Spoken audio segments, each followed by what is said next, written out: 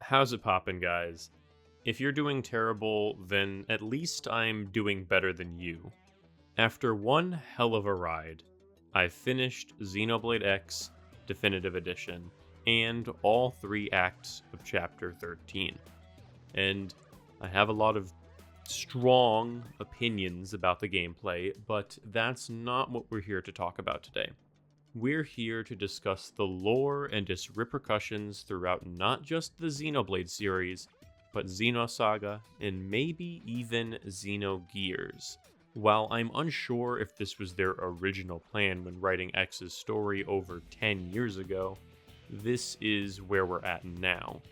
Before we get into it, if you enjoy content like this, please be sure to subscribe. It lets me know that you like what I'm doing and helps me make even more content for you all.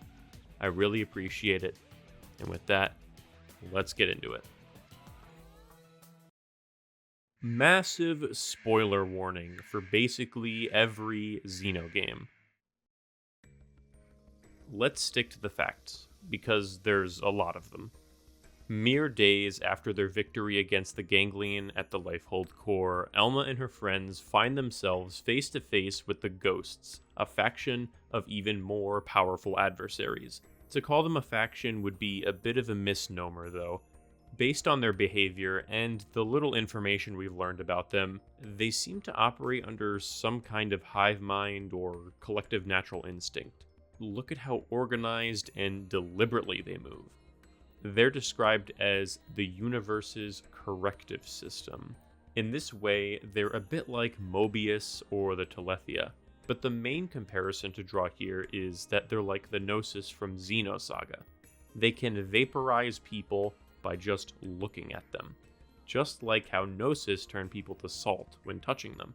However, from what I can remember, the Ghosts only do this a single time, and I don't know why they don't do it more, other than the fact that our heroes needed a bit of plot armor to get through this situation.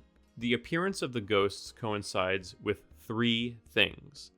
The dematerialization events, similar to the annihilation events, will always follow them and have resulted in the destruction of countless universes. This time, however, Aloise Bernholt, the lone hero from the beginning of the game, and Void, previously referred to as the Great One by Luxar, arrive as well. Al and Void manage to escape their temporary confinement in the space between universes. This area is more than likely the imaginary number domain from Xenosaga. If not exactly the IND, then it's tangentially related, because Al points out the collective unconscious is located here. He doesn't exactly use those words, but it's basically the same thing. This may even be like the upper domain, since Al is able to perceive all of existence from this place.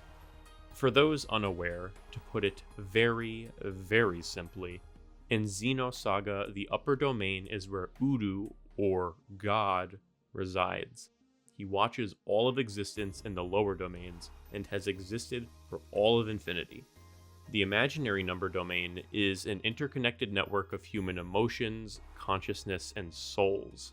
The real number domain is the physical world that everyone lives in. If you'd like to learn more about all this and any other Xenosaga lore I talk about here, you can watch my timeline videos where I'm in the process of explaining how they all tie into Xenoblade. I'm currently finishing up the section on Xenosaga 3, and then we'll be heading to the world of Bionis, finally.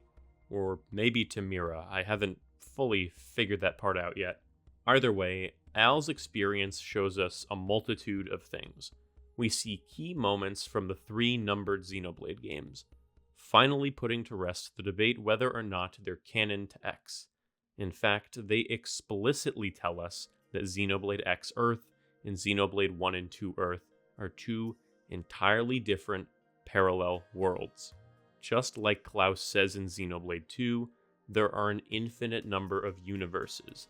These universes could contain everything, nothing, and anything in between. It's also very likely that the events of Xenogears and Xenosaga take place in the canon of the Blade games because of this.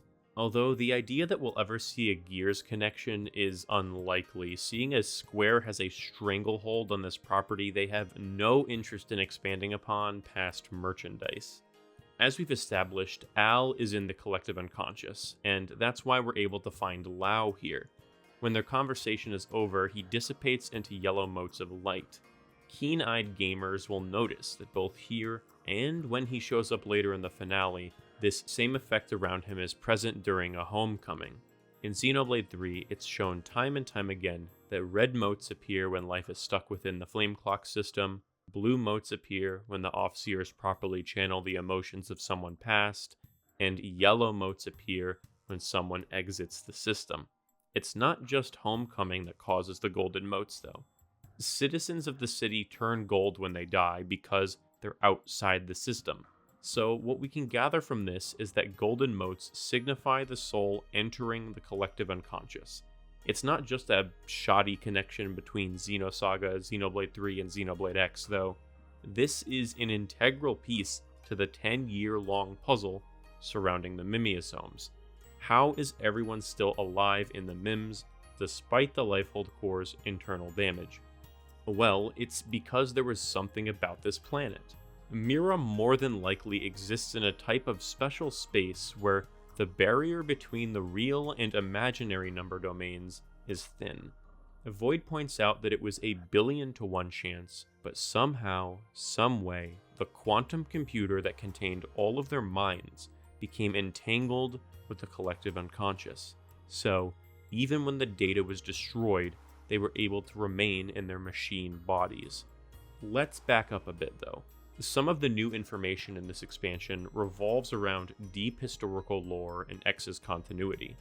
Upon the Ghost and Ganglion's destruction of Earth, the entire universe containing it is annihilated as well. It ceases to exist.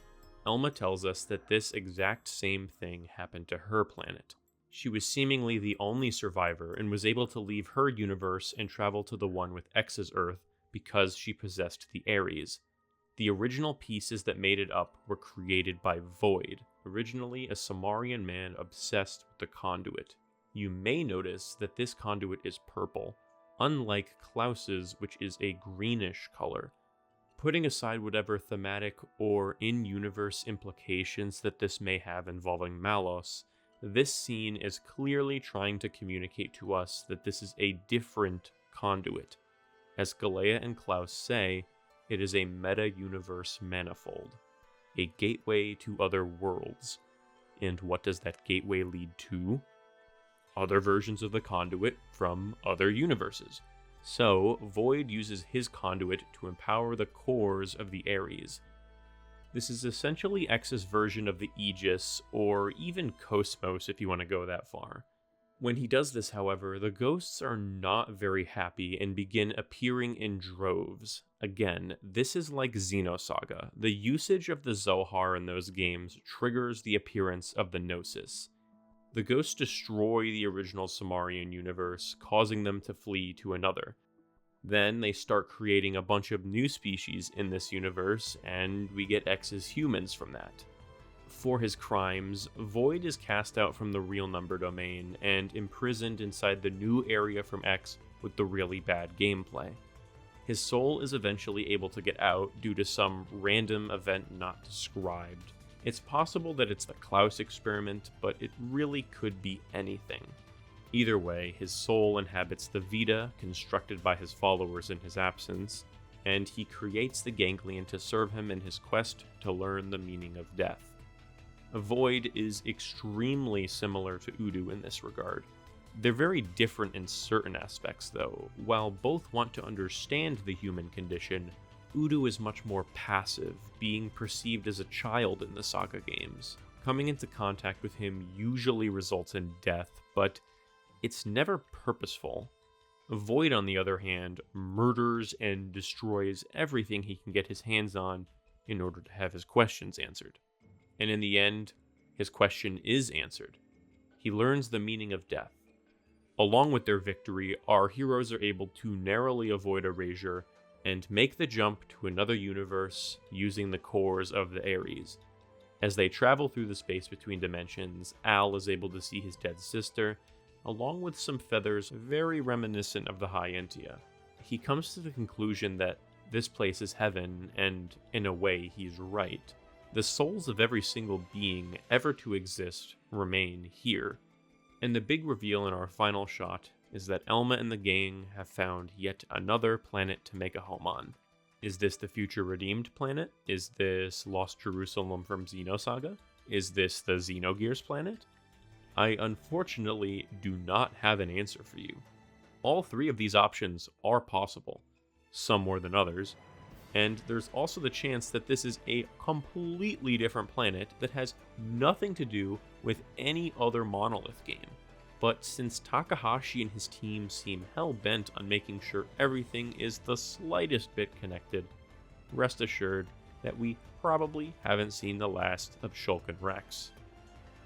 A couple more questions were never answered, like how are all of the languages of the various races we encounter on Mira translated? Collective unconscious stuff? Conduit shenanigans? I couldn't tell you.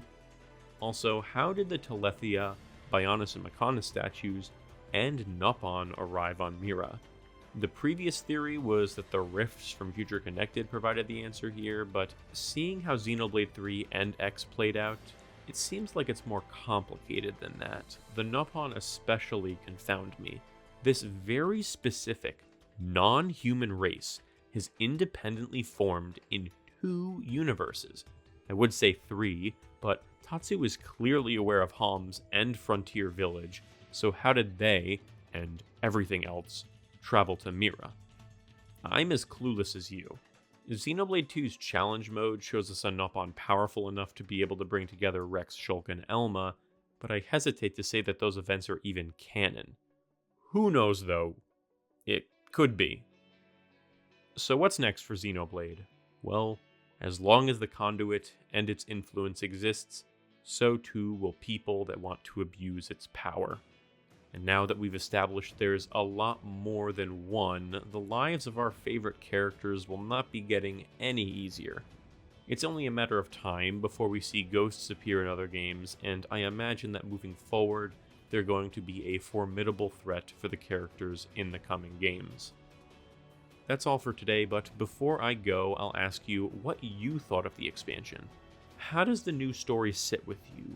Where do you think we're headed? Xenoblade X2? Xenoblade 4? Xenoblade Saga 4? Anyway, if you enjoyed the video, please like and subscribe.